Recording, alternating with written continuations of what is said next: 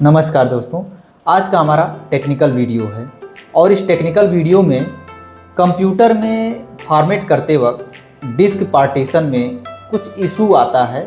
उस इशू को कैसे सॉल्व करेंगे उसके बारे में हम बात करेंगे। जी हाँ, जैसे हम लोग जब फॉर्मेट करते हैं तो कभी कभी डिस्क पार्टीशन पर जाने के बाद वहाँ पर डिस्क पार्टीशन सेलेक्ट नहीं होता है, उसके बाद नेक्स्ट का ऑप्शन भी हट जाता है, फॉर्मेट भी नहीं होता है। डिस्क पार्टीशन तो शो करता है लेकिन वहाँ पर हार्ड डिस्क के आगे या पार्टीशन के आगे क्या लिखता है, डायनेमिक। और डायनेमिक लिखने की वजह से हम उसको ना तो फॉर्मेट कर सकते हैं, ना डिलीट कर सकते हैं, ना ही उसको उसमें सॉफ्टवेयर लोड करके नेक्स्ट कर सकते हैं, कुछ भी नहीं कर सकते हैं। तो उस तरह की समस्याओं को हम लोग देखेंगे। तो चलिए हम लोग उसको देखते हैं कैसे हल करना है। दोस्तों देखिए, मैं अपना पीसी फॉर्मेट करना चाहता हूँ, कंप्यूटर फॉर्मेट करना चाहता हूँ, लेकिन समस्या यहाँ पर ये आ रही है कि ये देखिए यहाँ पर हमारा जो पीसी का जो पार्टीशन दिख रहा है, यहाँ पर डिस्क का पार्टीशन, यहाँ पर डायनेमिक इसके आगे लिख दिया है। और देखिए मैं यहाँ पर ड्राइव ऑप्शन पे जब जाता हूँ तो यहाँ पर देखिए डिलीट का ऑप्शन जो हमारा हाइड हो गया है, ये भी देखिए एक्सटेंड भी हाइड हो गया, न्यू वाला भी हाइड हो गया, सब हाइड है। फॉर्मेट का यहाँ पर फॉर्मेट का ऑप्शन क्लियर दिख रहा है और नेक्स्ट का क्लियर दिख रहा है। उसके अलावा जब मैं इस पर क्लिक कर रहा हूँ तो ये देखिए, ये पूरा देख सकते हैं सब हाइड हो गया। और यहाँ पर देखिए लिख रहा है Windows can not be install to disk 0 partition 4, है ना।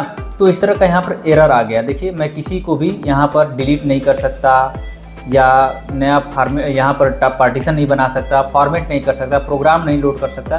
कई समस्याएं यहाँ पर आ जा रही है, इस तरह की समस्याएं हमको दिख रही है। और यहाँ पर लिखा हुआ है डायनेमिक, हार्ड डिस्क के आगे, ये हमारा डिस्क पार्टीशन के आगे डायनेमिक लिखा हुआ है। तो इस समस्या को कैसे हल करेंगे आइए देखते हैं। तो सबसे पहले हम जो है इसको क्लोज कर लेते हैं, क्योंकि ये देखिए यहाँ से हम लोगों का कोई समस्या का समाधान नहीं है। क्योंकि अगर मैं इसको क्लिक करके नेक्स्ट करके आगे बढ़ भी जाऊँगा तो 100 जाने के बाद फिर एरर हो जाएगा। तो जिसकी वजह से हमको ये जो डायनेमिक लिखा हुआ है इसको मुझे पहले हटाना पड़ेगा। सबसे पहले हम यहाँ पे क्लोज कर देते हैं इसको। मैंने इसको कर दिया क्लोज। उसके बाद देखिए यहाँ पर दिया है इंस्टॉल नाउ और यहाँ पर दिया है रिपेयर योर पीसी।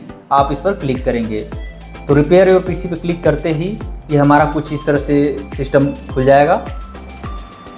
उसके बाद यहाँ पर हम कर देंगे नेक्स्ट। तो सबसे पहले देखिए यहाँ पर जैसे मैंने क्लिक किया तो यहाँ पर देखिए दिखा रहा है कमांड प्रॉम्प्ट, है ना।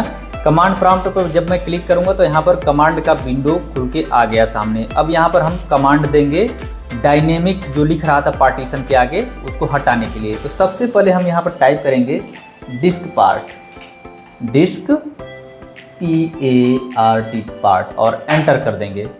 एंटर करने के बाद यहाँ पर लिखना है हमको लिस्ट डिस्क, यहाँ पर लिस्ट, उसके बाद लिखना है यहाँ पर डिस्क। लिस्ट डिस्क हो गया। अब एंटर करेंगे। अब देखिए यहाँ पर शो कर रहा है, यहाँ पर 0, यहाँ पर दो पार्टीशन शो कर रहा है। तो यहाँ पर जो डिस्क पार्टीशन को 0 दिखा रहा है, यहाँ पर देखिए डिस्क 1 दिखा रहा है और यहाँ पर दिखा रहा है डिस्क 0। तो हमको सेलेक्ट करना है डिस्क 0 को, हमको इसी को रिमूव करना है। तो यहाँ पर लिखना है हमको सेलेक्ट डिस्क 0 और एंटर कर देंगे। उसके बाद लिखना है हम लोगों को क्लीन, CLEAN, क्लीन, एंटर। उसके बाद क्लीन लिखने के बाद अब हम यहाँ पर लिखेंगे एग्जिट, फिर उसके बाद एंटर। और उसके बाद अपने यहाँ पे कमांड प्रॉम्प्ट को हम लोग कर देंगे क्लोज और पीसी को कर देंगे रीस्टार्ट। दोस्तों देखिए मैंने अपने पीसी को फिर से रीस्टार्ट किया हुआ है और अगेन मैं यहाँ पर आकर के मैं फिर से अपना वीडियो रिकॉर्डिंग शुरू किया हुआ है। बीच मैंने पॉज कर दिया था ताकि बहुत ज़्यादा समय न लगे इसमें। और पॉज करने का रीज़न था मेरा पीसी थोड़ा पुराना है और रीस्टार्ट करने में बड़ा टाइम लगता है, तो इस वजह से मैंने पॉज किया हुआ था। तो देखिए यहाँ पर आ गया हूँ और मैं इसको नेक्स्ट करता हूँ। यहाँ पर इंस्टॉल नाउ पे क्लिक किया और देखते हैं कि हमारा समस्या सॉल्व हुआ कि नहीं हुआ। थोड़ा सा वेट करते हैं।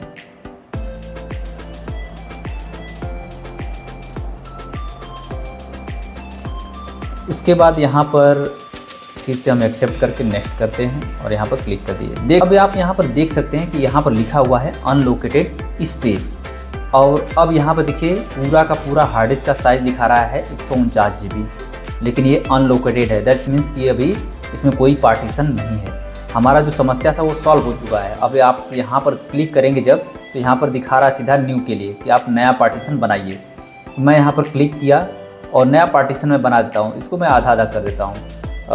इसको मैं यहाँ से इरेज कर दिया, इसको मैंने इरेज कर दिया और यहाँ पर मैंने कर दिया 75, सॉरी, फिर से मैं इसको बैक कर देता हूँ, कैंसिल, फिर से मैं न्यू करता हूँ इसको और मैं यहाँ से इरेज कर दिया और यहाँ पर लिख देता हूँ 75 और इसको मैं कर देता हूँ, सॉरी, इसको भी मैं यहाँ से इरेज करता हूँ। यहाँ पर लिख दिया मैं 75 और अप्लाई कर दिया, ओके कर दिया। ये मैं अपना पार्टीशन का साइज़ डाल रहा हूँ। आपको अगर जानकारी होगी तो आप भी पार्टीशन साइज़ डाल सकते हैं अपने हिसाब से। अब देखिए जब मैं इस पर क्लिक कर दिया तो देखिए यहाँ पर ये भी हमारा एकदम विजिबल हो गया, काम करने के लिए तैयार है। अब फिर से इस पर क्लिक करेंगे, देखिए यहाँ पर न्यू दे रहा है, इसको भी हम फिर से अप्लाई कर देते हैं ताकि ये पार्टीशन तैयार हो जाए। देखिए मैंने 2 पार्टीशन तैयार कर दिया। पहले वाले पर क्लिक करके इसको फॉर्मेट कर देंगे। मैंने इसको फॉर्मेट कर दिया और उसके बाद इसको तो टच नहीं करना है, बस इसी को हमको लेकर आगे बढ़ना है। मैं यहाँ पे नेक्स्ट कर दूंगा और ये हमारा अब यहाँ पे कॉपी होना स्टार्ट हो जाएगा।